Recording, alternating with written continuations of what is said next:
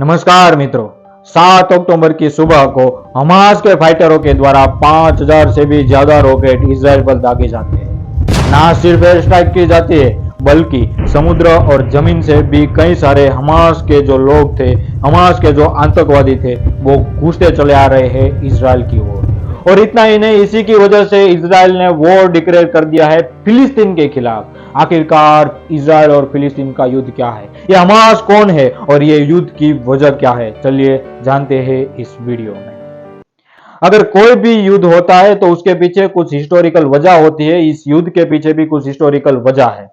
आखिरकार ऐसे कोई मामले होते हैं वो सामान्यतः जो हमारा साम्राज्यवाद चल रहा था उसके बिहाफ पर हुआ है, यानी कि भारत पाकिस्तान का मसला है वो अंग्रेजों के कारण हुआ है। ऐसे ही ये जो इजराइल फिलिस्तीन का मसला है उसकी शुरुआत होती है अंग्रेजों के टाइम से।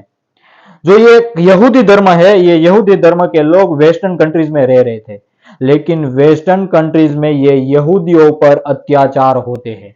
इसी की वजह से ये यहूदी स्थानांतर होकर कहां पर आते हैं, ये स्थानांतर होकर फिलिस्तीन में बसने का सोचते हैं।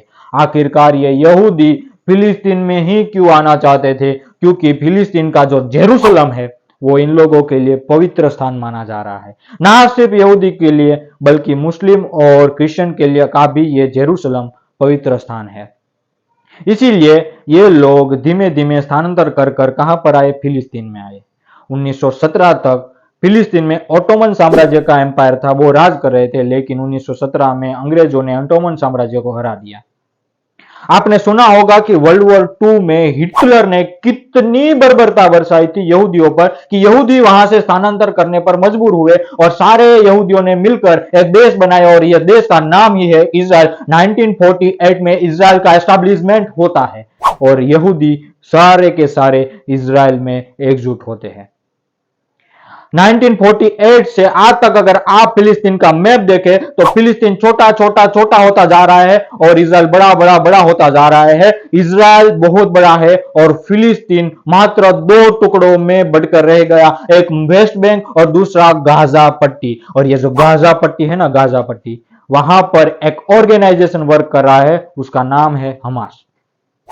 और इसी के द्वारा 7 अक्टूबर की सुबह को इजराइल पर हमला किया गया।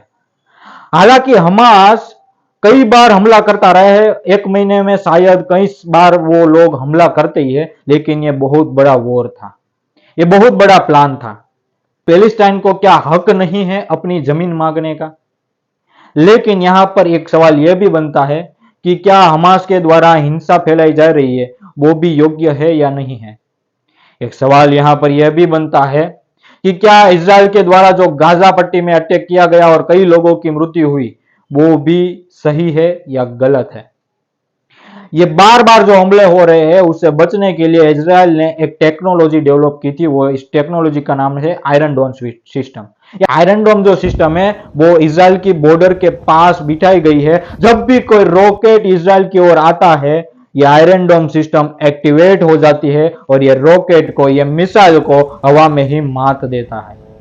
ये ऐसी कई सारी टेक्नोलॉजी इजराइल के द्वारा विकसाई गई है। आखिरकार ये युद्ध का अंत कब होगा पता नहीं, लेकिन हमें सोचने लायक बाबत यह है कि क्या होगा उन निर्दोष लोगों का जिनको इस कई सारी बाबतों से कुछ लेना देना ही नहीं है। कईयों ने अपना बाप खोया होगा, कईयों ने अपना बेटा खोया होगा, कईयों ने अपना घर बार, कई सारी संपत्ति भी खोई होगी। और ये आज ही खोया ऐसा नहीं है, सालों से ये प्रक्रिया चली आ रही है। हिंसा का समर्थन इंडिया कभी नहीं कर रहा है। इंडिया हमेशा शांति का ही समर्थन करता आ रहा है। कई सारे जियोपॉलिटिक्स भी इफेक्ट हुए हैं, जैसे कि क्रूड के भाव बढ़े हैं, जैसे कि गोल्ड के भाव बढ़े हैं।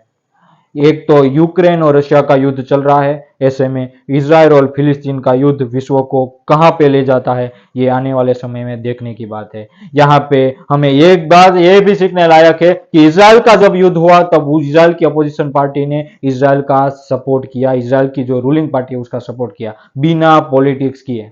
इस वीडियो को देखने के लिए धन्यवाद। आप अपने व्यू है, आप अपने मंतव्य है वो कमेंट में बता सकते हैं। और जी हाँ, सब्सक्राइब करना मत भूलिएगा, शेयर करना मत भूलिएगा। धन्यवाद।